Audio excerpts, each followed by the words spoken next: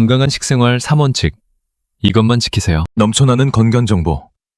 조심해야 하는 이유. 인터넷에는 건강 정보가 넘쳐나고 있습니다. 우리는 이러한 정보를 잘 가려 판단해야 합니다. 일부분에 대한 단편적인 지식이 많습니다. 장님과 코끼리의 비유가 있습니다. 선천적인 장님이 코끼리의 다리를 만지고 나서 코끼리는 기둥과 같다고 단정짓는 것은 경솔하고 섣부른 판단입니다. 그는 코끼리의 이체적인 모습을 보지 못했고 일부분만을 손의 감각으로 인지했기 때문입니다. 예를 들어 유튜브 영상에서 한 의사가 이런 음식은 간에 좋고 이런 음식은 간에 나쁘다 라고 말한다면 간에 나쁘다고 말한 음식은 모두 내다버리고 간에 좋다고 말한 음식만 잔뜩 사들여서 먹어야 할까요? 아닙니다. 그것은 그저 약간의 참고 자료일 뿐입니다. 간에 좋다고 말한 음식은 분명 간질환을 앓는 사람에게는 유익할 것입니다. 그러나 그 음식이 위장질환, 대장질환 환자에게도 유익할까요? 이 세상에 만병통치약은 없습니다. 간에는 일부 유익할지라도 폐나 대장 등 다른 장기에는 해로운 경우도 충분히 있을 수 있습니다. 단편적인 지식을 무조건적으로 받아들이는 것은 위험할 수 있습니다. 또한 그 의사의 말이 모든 의사들이 인정하는 보편적인 지식인지 개인적인 의견인지도 불투명한 경우가 많습니다. 또한 현대의 의학 지식은 완벽하지 않습니다. 사람 몸과 질병의 상세한 메커니즘을 모두 다 정확히 아는 사람은 없습니다. 그래서 아직도 불치병이 있는 것입니다. 영양제와 약물에 의존하는 경우도 역시 전체적인 신체의 균형을 깨트릴 염려가 있습니다. 특정 질환을 앓고 있는 사람이라면 약물을 써야 하겠지만 그렇지 않은 사람은 영양제나 약물보다는 자연식품으로 건강을 유지하는 것이 바람직합니다. 다양한 건강 정보를 참고는 하더라도 이것을 권위 있는 출처에서 수차례 교차 검증하여 모두가 인정하는 보편적인 지식이라는 판단이 설 때 이 지식을 받아들이는 것이 좋습니다. 일반적인 보편적 원칙에는 세 가지가 있습니다. 첫째, 영양소의 균형, 골고루 먹기. 흔히 균형 잡힌 식단을 짜라는 말을 많이 합니다. 이것은 누구나 다 인정하는 기본 원칙입니다. 탄수화물에만 편중된 식사는 많은 성인병을 일으킵니다. 그렇다고 단백질에만 편중된 식사도 역시 좋지 않습니다. 탄수화물 음식과 단백질 음식, 채소와 과일을 골고루 섭취하는 것이 바람직합니다. 둘째, 적절한 양의 섭취. 적절한 양의 음식을 섭취하는 것이 중요합니다. 너무 많은 음식을 섭취하면 칼로리의 과잉으로 여러 가지 부작용이 생깁니다. 그렇다고 영양소가 부족해도 문제가 생깁니다. 음식을 골고루 먹되 자기에게 맞는 적절한 양을 잘 파악하여 과식하지도 말고 너무 적게 먹지도 말아야 합니다. 셋째, 자연식품의 섭취, 가공식품, 정제 탄수화물, 튀긴 음식, 양분과 첨가물이 많은 식품을 절제하고 자연 상태 그대로의 식품을 섭취하는 것이 좋습니다. 가루로 된 정제 탄수화물, 즉 빵, 밀가루, 떡, 면 등의 섭취는 줄이고 통곡물을 섭취하는 것입니다. 가공식품을 끊을 수 없다면 평일에는 자연식품 위주로 먹되 주말에만 좋아하는 가공식품을 먹거나 또는 주중에 한 번, 주말에 한 번 먹는 것도 방법입니다. 예를 들어 라면을 먹는다면 영양소의 균형을 생각하여 두부, 계란, 치즈 등으로 단백질을 보충하고 채소를 듬뿍 넣어서 먹는 것이 좋습니다. 중요한 점은 가공식품을 매일 매끼 먹는 것만은 꼭 피해야 한다는 것입니다. 영양소의 균형을 감안하여 자연식품을 위주로 식단을 짜고 자신의 적절한 양을 알고 과식하지 않는다면 건강에는 큰 문제가 없을 것입니다. 물론 건강한 식생활 외에도 일과 휴식의 적절한 균형을 이루고 스트레스를 적시에 해소하는 것도 필요합니다. 이 글을 보는 모든 분들이 현명한 식생활과 스트레스 해소를 통해 몸과 정신의 건강을 유지하기를 기원합니다. 늘 새로운 배움을 찾아 이 시간에 함께 해주시는 분들 정말 환영합니다. 네, 반갑습니다.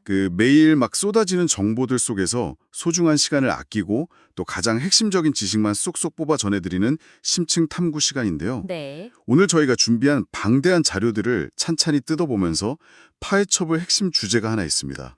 이게 진짜 중요한데? 그렇죠. 아주 중요한 주제죠. 인터넷에 그야말로 홍수처럼 넘쳐나는 건강 정보 속에서 우리가 진짜로 믿고 따라야 할 식생활의 기본 원칙은 과연 무엇인가 하는 점입니다. 맞습니다. 오늘 우리가 다룰 자료들의 미션은 아주 명확하면서도 무척 중요해요.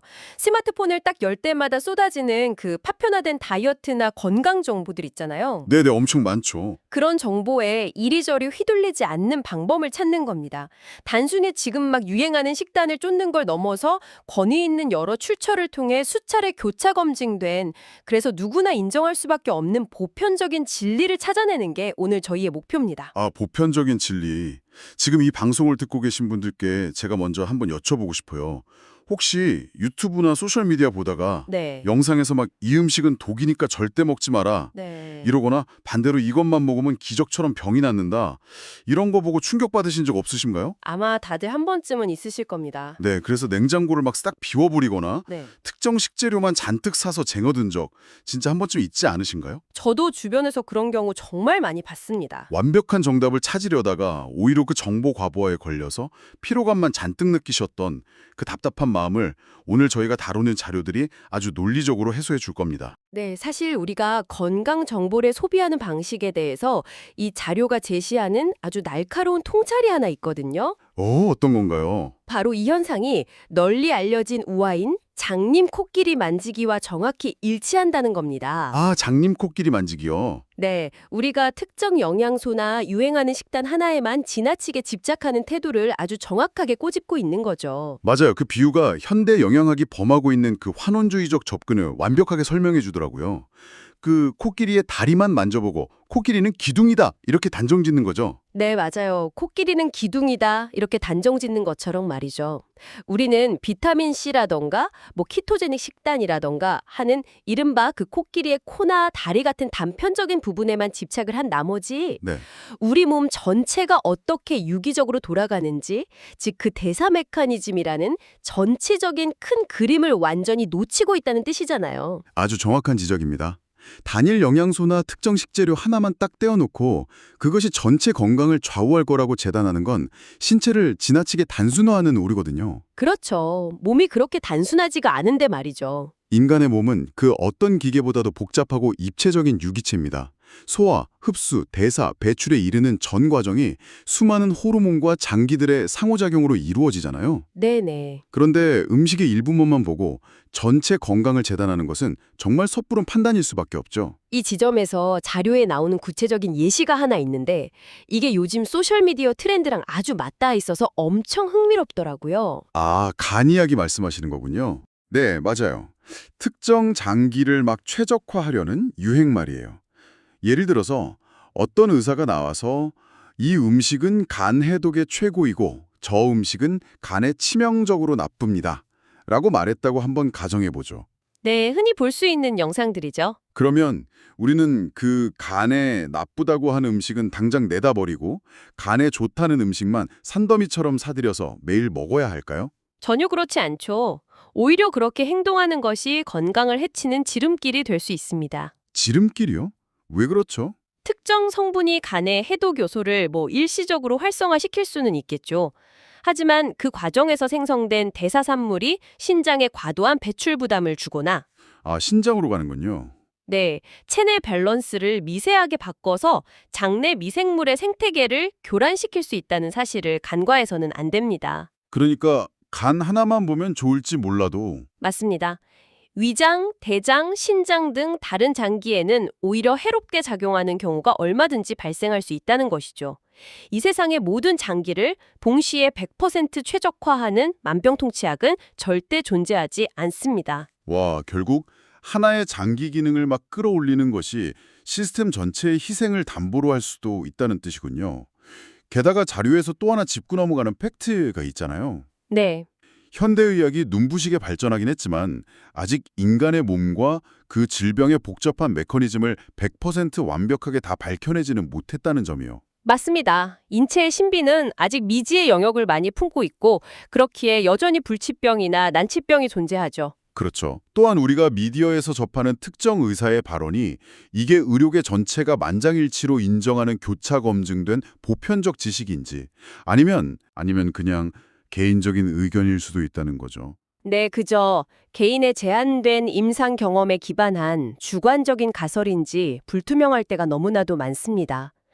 파편화된 지식이나 단 한 명의 권위자에게 기대서 식단 전체를 완전히 뒤엎는 건 그래서 매우 위험해요. 생각해보면 사람들이 이렇게 단편적인 정보에 열광하는 이유도 다 어떤 심리적인 맥락이 있는 것 같아요. 네, 충분히 이해 가는 면이 있죠. 복잡하고 귀찮게 막 식단을 설계하고 식습관을 고치는 대신에 아주 간편한 정답을 원하거든요. 그렇죠. 귀찮으니까요. 그러다 보니 자연스럽게 그 영양제나 특정 약물 하나로 모든 건강 문제를 해결하려는 쪽으로 빠지게 되는 거죠. 요즘 사무실 가보면 책상 위에 수입 영양제 통이 막 대여섯 개씩 쌓여있는 풍경 너무 흔하잖아요. 네, 그런 심리는 인간의 본성상 충분히 이해할 수 있습니다. 어떤 행동에 대한 보상을 가장 빠르고 즉각적으로 얻고 싶어하는 뇌의 작용이기도 하죠. 도파민 같은 거군요. 맞습니다. 하지만 자료에서는 이 지점에 대해 아주 명확한 경고의 메시지를 보냅니다. 특정 질환이 있어서 전문의가 처방한 약물을 써야 하는 환자는 당연히 예외입니다만 네, 환자분들은 약을 드셔야죠. 특별한 질환이 없는 건강한 사람이 쉽게 건강을 얻어보겠다고 고농축 영양제나 약물에 과도하게 의존하게 되면 우리 몸이 스스로 유지하려는 그 항상성과 전체적인 신체의 균형을 무너뜨리게 됩니다. 인위적으로 한쪽 영양소만 막 과도하게 채워놓으려다가 오히려 땜에 금이 가게 만드는 꼴이네요. 아주 적절한 비유입니다. 그렇다면 이렇게 정보가 범람하는 시대에 우리는 도대체 어떤 기준을 가지고 먹거리를 선택해야 할까요? 여기서 요구되는 가장 중요한 태도가 바로 교차 검증입니다. 교차 검증이요? 수없이 쏟아지는 그 자극적인 건강 정보들을 무작정 배척할 필요까지는 없지만 그것을 내 삶에 직접 적용하기 전에는 반드시 권위 있는 여러 연구기관이나 교차 검증된 자료들을 통해 확인해야 한다는 거죠. 한 사람 말만 믿지 말고요. 네, 그렇게 해서 모두가 고개를 끄덕이며 인정할 수밖에 없는 확고하고 보편적인 지식이라는 판단이 섰을 때만 받아들이는 겁니다. 그리고 그 보편적 지식의 가장 밑바탕에는요? 알약이나 분말 형태의 인위적인 영양제가 아니라 결국 자연식품을 통해 기본기를 다져야 한다는 전제가 깔려 있습니다. 와, 그 말씀은 결국 우리가 일상에서 실천할 수 있는 구체적인 가이드라인으로 바로 이어지네요. 이 영양제나 단편적인 다이어트 정보가 해답이 아니라면 자료가 제시하는 그 보편적인 진리라는 것은 과연 무엇일까요? 궁금하시죠? 당장 오늘 저녁 식탁에서부터 적용할 수 있는 누구나 인정하는 건강한 식생활 3원칙을 하나씩 언팩해 보겠습니다. 네, 첫 번째 원칙은 뭔가요? 첫 번째 원칙은 바로 영양소의 균형. 가장 단순하게 표현하자면 골고루 먹기입니다. 골고루 먹기. 너무 진부한 거 아닌가요? 너무 진부하게 들릴지 모르지만 이것이야말로 수십 년간의 영양학 연구가 축적해낸 가장 흔들림 없는 결론입니다. 결국 튜닝의 끝은 순정이다. 이런 느낌이네요. 네, 최근에는 다이어트를 목적으로 탄수화물을 극단적으로 제한하고 지방이나 단백질만 섭취하는 식단이 엄청 크게 유행했었죠. 맞아요. 저탄고지라던가 황제 다이어트 같은 거 엄청 많이 하잖아요. 하지만 자료는 탄수화물에만 편중된 식사가 인슐린 저항성을 높여서 성인병을 유발하듯 단백질에만 과도하게 편중된 식사 역시 신장 기능에 무리를 주고 체내 산화 스트레스를 높일 수 있다고 경고합니다. 그러니까 특정 영양소를 악마화하거나 신격화하는 태도 자체가 문제라는 거군요. 정확합니다. 극단적인 무탄수화물 식단이나 육식 위주의 식단이 단기적으로는 체중 감량이라는 시각적 효과를 딱 줄지 몰라도 장기적인 대사 건강의 관점에서 보면 우리 몸이라는 그 정교한 기계를 서서히 망가뜨리는 행위가 될 수 있다는 점을 꼭 명심해야겠습니다. 네, 아주 중요한 포인트입니다. 탄수화물, 단백질, 그리고 채소와 과일을 어느 하나 배제하지 않고 조화롭게 섭취하는 것, 이게 가장 강력한 무기였네요. 이어서 두 번째 원칙은 무엇인가요? 두 번째 원칙은 적절한 양의 섭취입니다. 양 조절이군요. 아무리 몸에 좋은 유기농 자연식품이라 할지라도 개인의 대사량을 초과해서 너무 많이 먹으면 결국 독이 됩니다.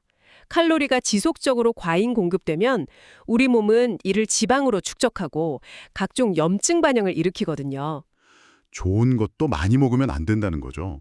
반대로 노화 강지나 체중 감량을 위해 극단적으로 소식을 해서 영양소가 턱없이 부족해지면 면역계가 약화되고 근육량이 손실되는 등 심각한 부작용이 또 뒤따릅니다. 이 부분에서 참 중요한 포인트는 그 인터넷에 떠도는 성인 권장 칼로리 같은 획일화된 숫자에 나를 억지로 맞추는 게 아니라 내 몸의 신진대사와 활동량에 맞는 개별적인 적정량을 파악해야 한다는 점인 것 같아요. 맞습니다. 사람마다 다 다르니까요. 타고난 대사 엔진의 크기가 다르고 하루 종일 책상에 앉아있는 사람하고 밖에서 육체 노동을 하는 사람의 피로 에너지가 완전히 다르잖아요. 완전히 다르죠. 내 몸이 보내는 그 포만감과 허기의 신호에 귀를 기울여서 과식도, 무리한 절식도 피하는 지혜가 필요하겠습니다. 자, 이제 마지막 세 번째 원칙을 살펴볼 차례네요. 세 번째 원칙은 바로 자연식품의 섭취입니다. 아마도 현대사회를 살아가는 우리가 일생에서 실천하기에 가장 까다롭고 도전적인 과제가 아닐까 싶은데요. 벌써부터 찔리네요. 자료는 공장 공정을 거친 가공식품, 트랜스 지방이 많은 튀긴 음식, 그리고 액상과당을 비롯한 각종 인공 첨가물이 들어간 식품을 철저히 절제하라고 말합니다. 맛있는 건 다 빼야 되네요. 특히 섭취 후 혈당을 급격하게 올리는 가루 형태의 정제탄수화물, 즉 빵, 밀가루면, 떡, 흰쌀밥 등의 섭취를 최소화하고 자연 상태의 껍질이 살아있는 통곡물을 섭취할 것을 강력하게 권고하고 있습니다. 와, 현실적으로 이 세 번째 원칙에서 정말 많은 분들이 좌절감을 느끼실 것 같아요. 당장 오늘 하루만 돌아봐도 우리가 먹는 음식의 상당수가 가공식품이거나 정제탄수화물이잖아요. 그렇죠. 피하기가 정말 어렵습니다. 바쁜 아침에 먹는 빵 한 조각이나 샌드위치, 스트레스 받을 때 막 생각나는 매콤한 면 요리 같은 것들을 평생 완전히 딱 끊고 통곡물과 채소만 씹으면서 살아야 한다면 과연 그게 지속 가능한 삶일까요? 그 질문은 영양학자들도 현장에서 늘 직면하는 아주 현실적인 딜레마입니다. 다행히도 오늘 우리가 다루는 자료는 사람들을 그런 극단적인 금욕주의로 몰아넣지 않아요. 오, 천만다행이네요. 그럼 어떻게 해야 하나요? 평생 가공식품을 입에 대지 말라는 비현실적인 요구 대신에 지속 가능한 현실적인 타협안을 훌륭하게 제시하고 있죠. 바로 80대 20의 법칙 같은 접근입니다. 80대 20이요? 네, 평일이나 일상의 대부분, 그러니까 80%는 원칙대로 자연식품 위주의 건강한 식단을 엄격하게 유지하는 겁니다. 그러고 나서 나머지 20%, 즉 주말에 한두 번이나 특별한 약속이 있을 때만 자신이 좋아하는 가공식품이나 디저트를 일종의 보상 개념으로 즐기라는 것이죠. 아, 훨씬 숨통이 트이는 조언이네요. 사실 모든 식사를 완벽하게 통제하려는 그 강박이 오히려 스트레스를 유발해서 나중에 막 폭식으로 이어지는 경우를 정말 많이 봤거든요. 맞습니다. 심리적인 보상도 중요하니까요. 일상에서는 자연식품으로 몸의 기초를 탄탄하게 다져놓고 주말에 한 번 정도 빵이나 파스타를 즐기는 유연함이 장기적인 멘탈 관리에도 훨씬 도움이 될 것 같습니다. 그런데 제가 자료를 보면서 개인적으로 가장 막 무릎을 탁 쳤던 부분이 있어요. 어떤 부분이죠? 바로 라면을 다룬 대목이었습니다. 아, 한국인이라면 진짜 도저히 외면할 수 없는 예시잖아요. 맞아요. 라면 예시는 이 자료가 얼마나 현실적인 식단 관리의 본질을 꿰뚫고 있는지를 잘 보여주는 하이라이트입니다. 보통 우리가 다이어트를 하거나 건강을 챙긴다고 하면 가장 먼저 라면부터 끊으려고 하잖아요. 네, 라면은 절대 악이라고 생각하죠. 하지만 스트레스를 받으면서 무조건 억누르는 것보다 어쩔 수 없이 라면을 먹어야 한다면 아까 말씀드린 영양소의 균형 원칙을 그 한 그릇에 적용해보는 겁니다. 단순히 라면은 몸에 나쁘니까 절대 먹지 마. 이게 아니라 라면이라는 식품이 가진 영양학적 결핍을 어떻게 보완할 것인가에 대한 접근이군요. 네, 라면은 본질적으로 정제탄수화물인 면과 나트륨 덩어리인 수프로 이루어져 있잖아요. 이것만 먹으면 당연히 혈당이 급격히 치솟고 영양 불균형이 오겠죠. 그렇죠. 그래서 자료에서 제안하는 꿀팁은 여기에 두부, 계란, 치즈 혹은 해산물 같은 양질의 단백질을 듬뿍 추가하라는 겁니다. 오, 맛있겠는데요? 이렇게 냉장고에 남은 파, 양파, 버섯, 양배추 같은 식이섬유를 가득 썰어 넣는 거죠. 이렇게 하면 이게 단순한 인스턴트 식품이 아니라 탄수화물, 단백질, 지방, 식이섬유의 비율이 어느 정도 맞춰진 하나의 요리로 변모하게 됩니다. 야, 진짜 기발하네요. 단백질과 식이섬유가 정제탄수화물의 소화 흡수 속도를 늦춰주기 때문에 혈당 스파이크를 어느 정도 방어해주는 효과도 기대할 수 있고요. 그러니까 100점짜리 완벽한 자연식품은 아니더라도 한 20점짜리 인스턴트를 70점짜리 식사로 멱살 잡고 끌어올리는 아주 실용적인 영양학적 해킹이네요. 정확합니다. 자료에서 진정으로 경계하는 가장 최악의 행동은 라면 한 그릇을 먹는 것 자체가 아니에요. 그럼 뭐죠? 매일 몇 끼마다 아무런 고민 없이 편의점 도시락이나 패스트푸드 같은 초가공식품으로 배를 채우는 그 만성적인 습관을 피하라는 것이 이 원칙들의 핵심입니다. 아, 이제 오늘 우리가 살펴본 이 방대한 자료들의 핵심을 하나로 쫙 떼어볼 수 있겠습니다. 인터넷의 그 자극적인 썸네일과 유행하는 다이어트 상술 속에서 우리가 중심을 잡고 지켜나가야 할 원칙, 아주 명료하네요. 네, 3가지였죠. 첫째, 어느 한쪽으로 치우치지 않는 탄수화물, 단백질, 채소의 영양소 균형 맞추기. 둘째, 내 몸의 대사량에 맞는 적절한 양을 스스로 파악해서 과식과 극단적 소식 피하기. 셋째, 정제되거나 가공되지 않은 통곡물 위주의 자연식품을 섭취하되 평일과 주말에 유연한 타협을 통해 강박 없이 식생활을 지속하기. 완벽한 요약입니다. 결국 이 흔들림 없는 기본기만 딱 잘 다져놓는다면 유튜브에서 어떤 새로운 기적의 음식이 등장하든 더 이상 마음이 흔들릴 일은 없겠어요. 네. 그리고 이 시점에서 자료의 마지막에 덧붙여진 조언을 꼭 언급하고 싶습니다. 네, 어떤 조언인가요? 우리가 지금까지 식단에 대해서 깊이 논의했지만 건강이라는 전체 퍼즐에서 식단은 오직 한 조각일 뿐이라는 사실입니다. 아, 식단이 전부가 아니군요. 아무리 유기농 자연식품으로 영양소 밸런스를 완벽하게 맞춘 식사를 한다고 해도 만성적인 수면 부족에 시달리거나 일과 휴식의 경계가 무너져 있다면 우리 몸의 건강은 결코 완성되지 않습니다. 잠을 못 자면 말짱 도루묵이네요. 맞습니다. 체내 코르티솔 같은 스트레스 호르몬 수치가 높게 유지되면 인슐린 저항성이 생기고 대사 기능이 떨어져서 아무리 좋은 음식을 먹어도 제대로 흡수하지 못하니까요. 제때 뇌를 쉬게 해주고 일상의 스트레스를 건강하게 해소하는 것, 즉 라이프 스타일 전체 밸런스를 맞추는 것이 건강한 식단만큼이나 중요하다고 자료는 역설하고 있습니다. 와, 오늘 이 긴 대화를 함께 따라와 주신 분들이라면 이제 인터넷을 떠도는 그 극단적인 건강 정보들에 더 이상 피로감을 느끼지 않으시리라 생각합니다. 네, 그러시길 바랍니다. 완벽한 정답을 찾아 헤매는 대신에 오늘 배운 이 단단한 기본기로 돌아가 보는 건 어떨까요? 매일 찾아오는 식사 시간이 무엇을 먹고 또 무엇을 제한해야 할지 고민하는 강박과 스트레스 시간이 아니라 내 몸을 돌보는 온전하고 즐거운 시간이 되기를 진심으로 바랍니다. 오늘 대화를 마무리하면서 이 자료들을 관통하는 철학을 바탕으로 조금 더 근본적인 생각거리를 하나 던져드리고 싶습니다. 네, 좋죠. 오늘 우리는 건강과 식단을 이야기할 때 장님 코끼리 만지기의 오류, 즉 전체를 보지 못하고 부분에만 집착하는 태도를 철저히 경계해야 한다고 논의했습니다. 그렇다면 혹시 우리의 식생활뿐만 아니라 삶의 다른 중요한 영역에서도 이와 똑같은 함정에 빠져 있지는 않은지 돌아볼 필요가 있습니다. 다른 영역이라면 예를 들어 어떤 게 있을까요? 예를 들어 업무의 생산성을 높이거나 타인과의 관계를 개선하려고 할 때 우리는 종종 충분한 수면, 진정성 있는 대화, 휴식과 몰입의 균형 같은 가장 기본적이고 튼튼한 뼈대는 귀찮다는 이유로 외면해버립니다. 와, 뜨끔하네요. 그리고 대신에 당장 내일 아침 눈에 띄는 효과를 가져다 줄 것만 같은 기적의 마법약이나 단편적인 테크닉, 자기계발 팁 하나에만 매달려서 집착하고 있는 것은 아닐까요? 진짜 그러네요. 기분을 무시하고 꿀팁만 찾는 모습이요.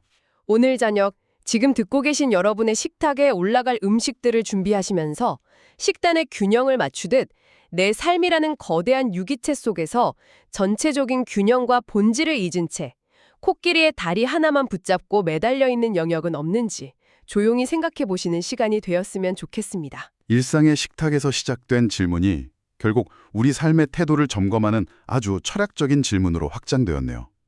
건강한 신체라는 기본기 위에 건강한 삶의 밸런스까지 함께 다져가는 하루가 되시기를 바랍니다. 오늘 함께 풀어본 이 지식들이 여러분의 일상에 작지만 의미 있는 변화의 씨앗이 되었기를 바라면서 저희는 여기서 이만 인사드리겠습니다. 네, 감사합니다. 다음 시간에도 흥미로운 자료와 깊이 있는 통찰을 엮어서 다시 찾아오겠습니다. 심층 탐구에 함께해 주셔서 감사합니다.